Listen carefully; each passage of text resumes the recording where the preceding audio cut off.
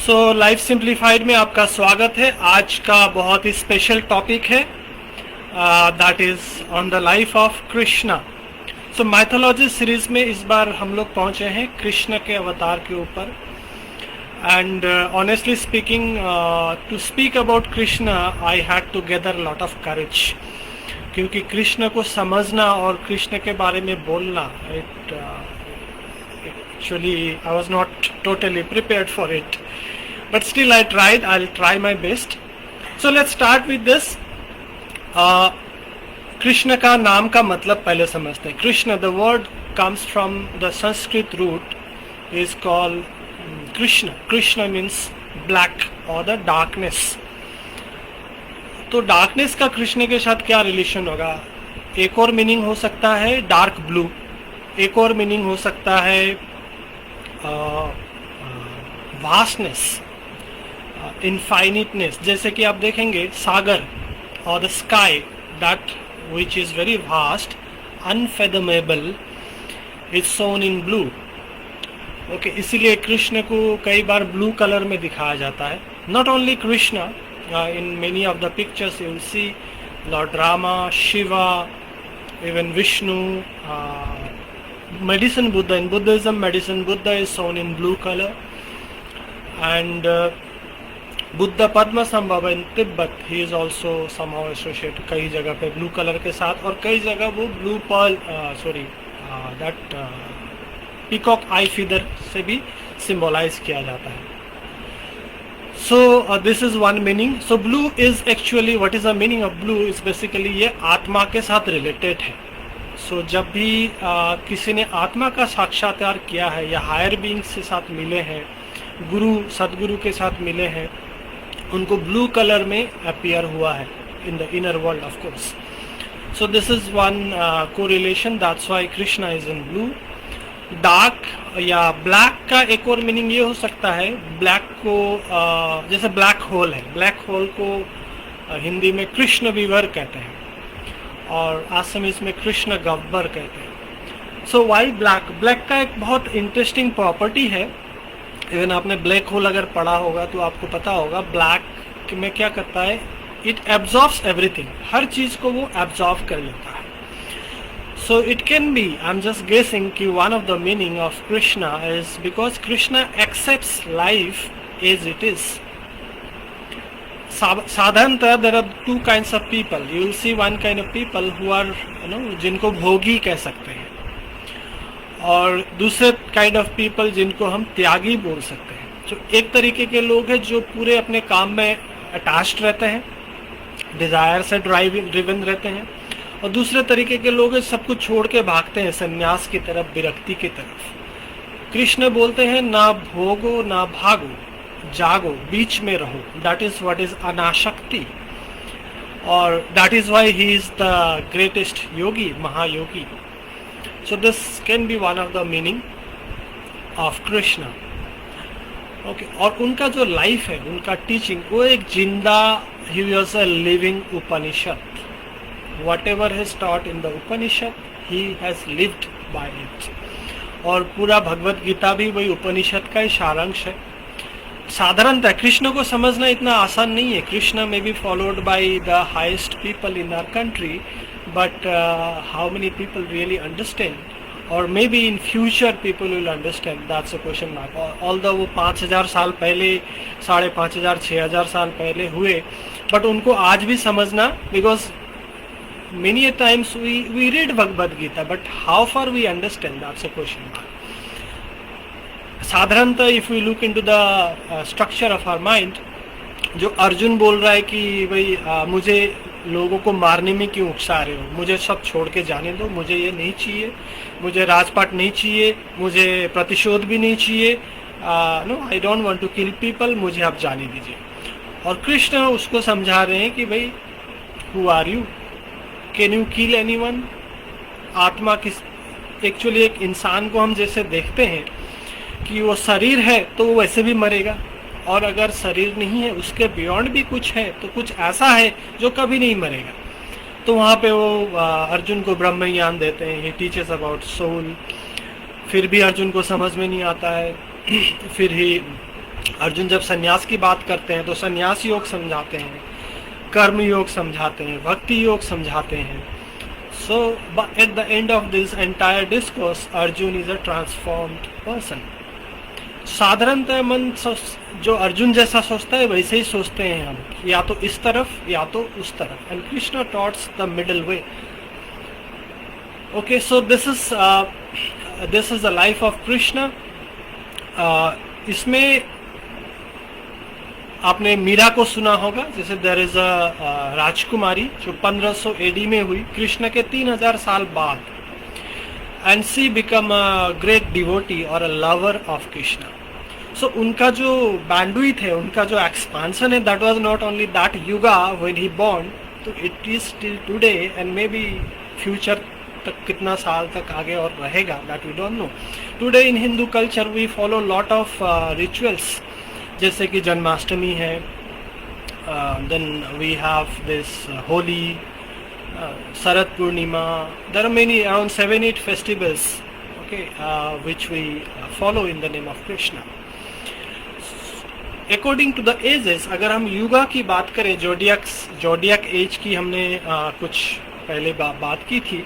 सो zodiac as के हिसाब से Krishna was born in the age of Taurus. Okay, age of Taurus. Taurus represent करता है बुल को, और बुल रिप्रेजेंट्स एक्चुअली अर्थ, तो प्लैनेट अर्थ. सो बुल के साथ था, इसलिए आप देखिएगा Krishna was associated with bull. He was known as Govinda, he was known as Gopala. The complementing zodiac sign of Taurus is Scorpio, and Scorpio is related with sexual energy. That's why Lord Krishna was a master of sexual energy. ऐसे बहुत सारे incidences हैं, जैसे उसमें से एक common understanding लोगों को पता है कि he had many wives. उनके बहुत सारे बीवियाँ थी, 16,000 लोग बोलते हैं. Okay, that number, और उसके पीछे के 2-3 रीजन में I'll try to explain. So in spite of having so many wives and so many consorts, Krishna was said to be the brahmachari. कैसे?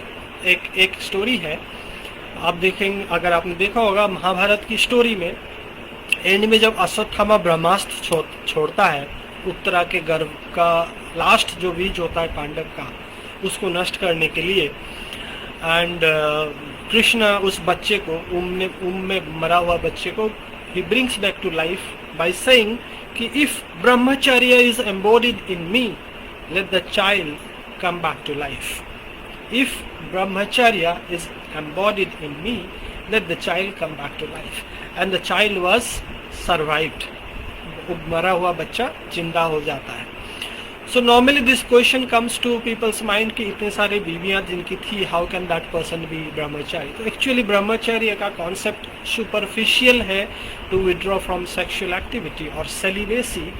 Actually ब्रह्मचर्य को अगर हम तोड़ते हैं, ब्रह्म means God, acharya means that one who practices. So many of the information that I have taken from Hinduism revealed by our teacher Grandmaster Chokshi. ठीक है, तो कुछ चीज़ें मैं वहीं से ले रहा हूँ. सो ब्रह्मचर्य का इनर मीनिंग एक्चुअली होता है the one who practices union और yoga with God. So Krishna used to practice that oneness और यूनियन विद गॉड और विद आत्मा और with paramatma, even with the female partners. So brahmacharya can be practiced with a partner और even without a partner. ऐसे since he was a master of sexual energy, इसका एक और story आता है कालिया का. आपने सुना होगा, देखा होगा ये story. There was a giant snake name Kaliya जो यमुना नदी में आता है, और उसके विष के कारण इसके पानी, यमुना का पानी, जो भी काऊ का हर्ट्स पीते सब मर जाते हैं. आसपास के पेड़ मर जाते हैं. नदी के ऊपर से कोई बर्ड उड़ के भी जाता है, that was also drop dead. So what does Krishna does? Krishna jumps into the river. He fights with the Kaliya Nag, and he comes up to the river, dancing on the top of the Kaliya Nag. Now this story का inner meaning ये है कि ये जो water है, water represents the sexual energy, and the Kaliya Nag represents the Kundalini energy. Kundalini energy के बारे में हमने नवरात्रि में भी बात किया है. So it is basically energy that is located at the base of the spine, and that kundalini energy has to be awaken by the divine energy.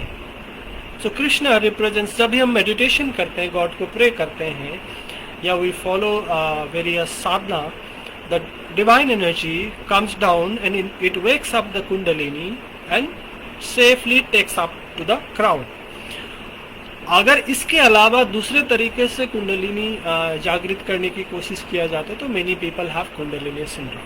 और कुंडलिनी एनर्जी अगर सेक्स चक्र में अटक जाता है या लोअर चक्र में चला जाता है तो the person behaves like a animal. So Krishna dancing on the top of the snake represents actually Krishna mastering the Kundalini energy as well as the sexual energy. So this is another understanding of Brahmacharya. Okay, so the meaning of peacock feather, that उसमें जो blue ball है, that actually represents certain secret which is within us, जिसके बारे में मैं open session में reveal नहीं कर सकता. If you want to learn more about it, you have to attend the course of soul workshop by our teacher Grandmaster Chopak. Okay, so वो एक चीज़ को represent करता है जो actually में it is a window to the world of soul. आत्मा तक जाने का या परमात्मा तक जाने का एक द्वार है, और इसीलिए उस द्वार से जब हम कांटेक्ट करते हैं अपने सोल को, तब हमको चीज़ें ब्लू दिखाई देती है. तो that is why God, Lord Rama, Krishna, Vishnu, all this shown in blue colour. This is one of the reason. Flute is one of the, like, मेरा फेवरेट इंस्ट्रूमेंट है. It represents the sushumna nadi. If you have not heard about Nadi, you should learn pranic healing. Okay, so there are major meridians. जैसे हमारा एक visible physical body है, वैसे हमारा एक energy body है. जैसे visible physical body में arteries and blood vessels है जहाँ पे खून बहता है, इसी तरह energy body में energy channels हैं जिनको नाड़ी कहते हैं.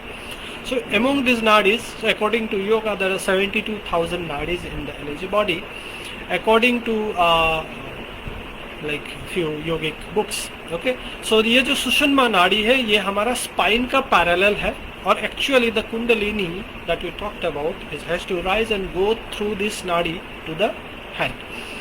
So the flute represents the sushumna nadi, and the blowing of flute actually represents the divine energy flowing into our body, and the holes represents the chakra. Okay, and the music that is produced represents the life itself. Okay, so this is one of the meaning. Now come to the birth of Krishna. We all know he was born in the jail. Okay, बहुत ही interesting और what do you say, struggleful life रहा उनका.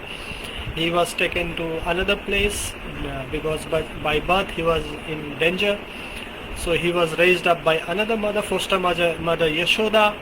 He was born in the clan of Yadu. Okay, Yadu वंश में वो पैदा हुए थे, और उनका लाइफ फुल ऑफ स्ट्रगल था. Basically his life was full of struggle between head and heart, और उन्होंने सारा प्रॉब्लम को बहुत ही प्यार से, काम एंड कंपोज, चेहरे पे एक मीठी सी स्माइल लेके लाइफ में सॉल्व किया था. कभी भी डगमगाए नहीं. राम के बारे में भी कहा जाता है कि जब सीता का हरण हुआ था तो he become very very restless. When Lakshman become unconscious, he was very restless. But in case of Krishna, it is said that he was never restless. He was always calm and composed. और जब उन्होंने गुस्सा दिखाया भी था तो it was his conscious action, not impulse action rather. So that's why Krishna is says to be the full incarnation, पूर्ण अवतार of God. पूर्ण अवतार के ऊपर एक और कॉन्सेप्ट है जो 16 कला का कॉन्सेप्ट है, जो मैं आपसे शेयर करना चाहूँगा. The 16 कला का कॉन्सेप्ट एक्चुअली कला, if you look into the shades of moon, the moon has 16 shades, and even in Rig Veda जैसे मंत्र आते हैं, चंद्रमा मनुष्य हो जाता है. So mind is associated with moon, and so there are 16 kalas, means the person, the God has fully manifested. So what are those kalas? Basically these kalas are the divine arts or the manifestation. और अगर हम उस हिसाब से समझें, the rock, the minerals, those in the lowest state of consciousness, they have a Shakti of 1 kala. Plants has a Shakti of 2 kala. Animals has a Shakti of 3 or 4 kalas depending upon the kind of animal, or if the animal is domesticated, the kala develops. And humans has 5 kala. The human with spiritual growth, जो बहुत अच्छे spiritual लोग होते हैं, they develop the 6th kala. And people, the sages or the saints develop 7th kala. The highly evolved saints like holy masters, they develop the 8th kala. Or according to the studies, these books, 9वें kala से लेके 16वां kala, 9 and above, are not possible for humans. What are those kalas? You will be surprised to know. While I was studying, I was also surprised. These are the different 5 bodies that we talk about. Okay, I'll tell you the names. These are like Annamay, Pranamay, Manomay, Vijnanamay, Anandamay. These are the 5 kalas that humans have. The 6th kala that is developed is Atishayini, 7th is Viparinavini, 8th is Sankramini. So beyond that, those kalas could not be developed by humans. Even अगर आप श्री विद्या जानते हैं या सुने हैं, the main deity of Sri Vidya is Tripura Sundari. She is also called Shodasi.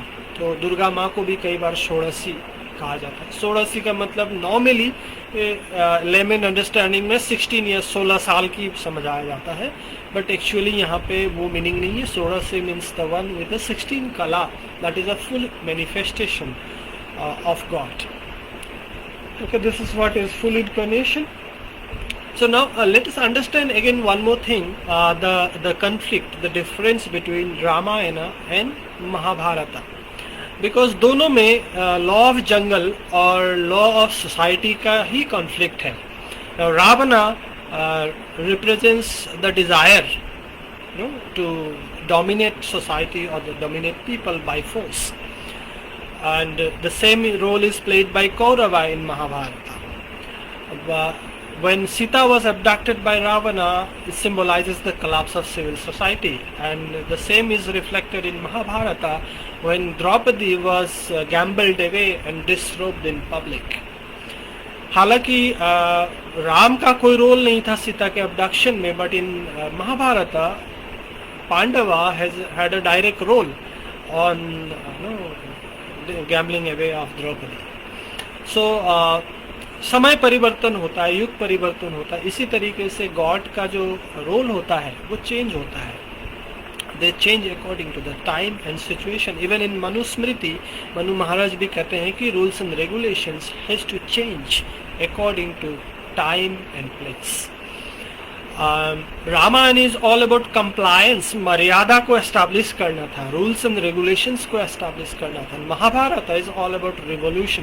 पुराने सारे rules, रूढ़िवादी जिसको हम कहते हैं, अंधविश्वास और रूढ़िवादी को हटा के नए रूल्स लाने थे. So that was kind of revolution. So ये कृष्ण का रिस्पॉन्सिबिलिटी था. रामायण में आप देखेंगे Rama obeys his father without any question. In Mahabharata इतना देखा नहीं जाता. इवन यदु, जो यदुवंश के कृष्ण के एंसेस्टर है, उन्होंने उनके फादर ययाति का बात नहीं माना था. That's why he was cast. Then Ramayan में दैट टाइम ये मोनोगेमी का in the yug of Mahabharat there was no concept of monogamy. Dasharath had 3 wives only because they were not able to give them son who can become the next king. But Rama had only one wife, and as well the other brothers also.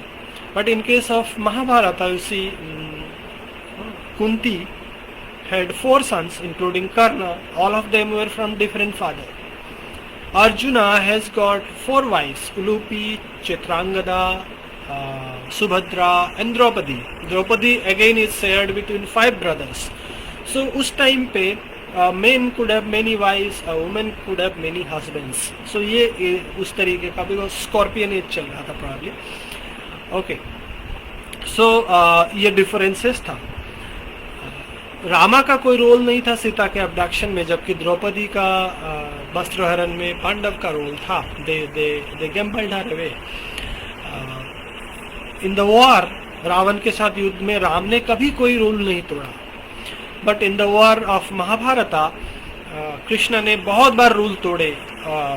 He suggested Pandavas to break the rules many times. Kingdom were never divided in the time of Ramayana, but in the time of Mahabharata, the kingdoms were divided between Kauravas and Pandavas.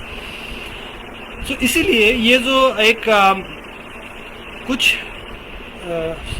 लोगों का ये मानना है, that's why many people say that we should not read Mahabharata in our homes because the ideas of brothers fighting over property and all can pollute the minds of people. That's why Mahabharata read नहीं करने के लिए बोलते हैं. They suggest to read Ramayana instead, suggest to read Bhagavad Gita, they suggest to read Srimad Bhagavatam.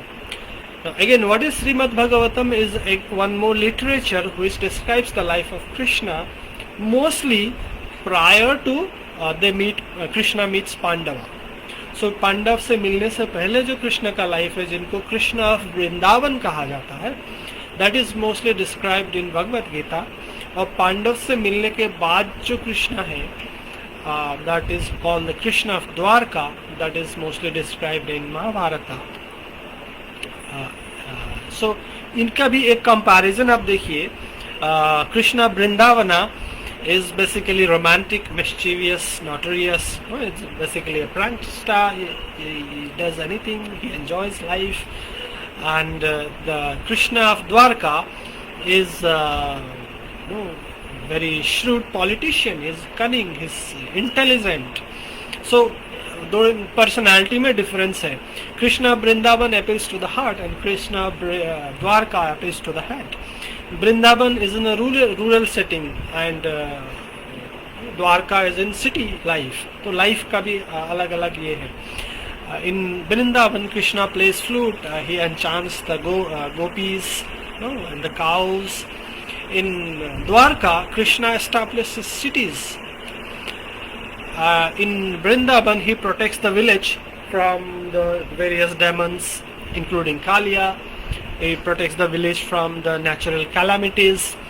In Dwarka, he protects the city from the invaders like Jarasandh and Salva. Okay, so in Vrindavan, he is mostly associated with ras. He is associated with milk and butter. In Dwarka, he is associated with war, blood.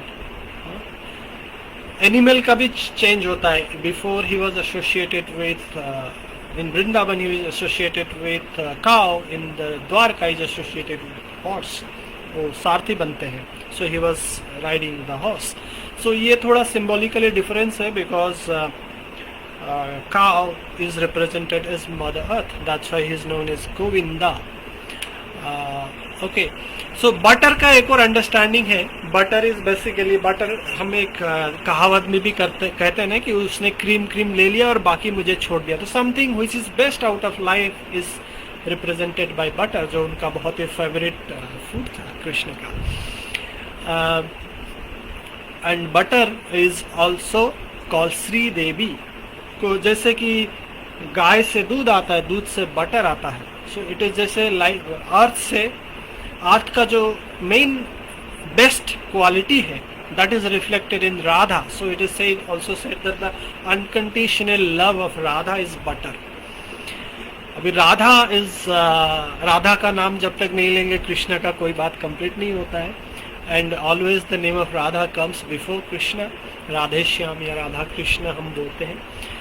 Radha was not a wife of Krishna but she was a lover. और उन दोनों का प्रेम ऐसा था एक और चीज, जैसे according to few traditions Krishna की वो मौसी थी. अकॉर्डिंग टू फ्यू ट्रेडिशंस वो कोई दूसरे की वाइफ थी. But one thing was certain that she was elder than Krishna. But उनके बीच का जो प्रेम था, and they meeting outside the village in a secret, along with the gopis dancing in a circle, that becomes something called ras or maharas. Even in Assam, हम लोग हर साल बहुत जोर से ये फेस्टिवल मनाते हैं रास का. I think many part of the countries it has been followed. So रास का कुछ मीनिंग एक और ऐसा है, जैसे in Vrindavan Krishna he had 16,000 lovers and in Dwarka he had 16,000 queens. ये 16,000 का कॉन्सेप्ट क्या है ये भी मैं आपको थोड़ा सा एक्सप्लेन करता हूँ. सो लिटरली आप मीनिंग को ले भी सकते हैं, चॉइस आपका है कि 16,000 रानियाँ थी या गोपियाँ थी. दूसरा एक और मीनिंग ये हो सकता है कि आई रेड इट समवेयर कि जैसे कि हम लोग रोज 60 to 65,000 थॉट्स क्रिएट करते हैं. और इफ़ यू अंडरस्टैंड मेडिटेशन और स्टिलनेस, जहाँ से हम गॉड को या हमारे अंदर के डिविनिटी को जान सकते हैं, that happens between two thoughts, एक थॉट और दूसरे थॉट के बीच में.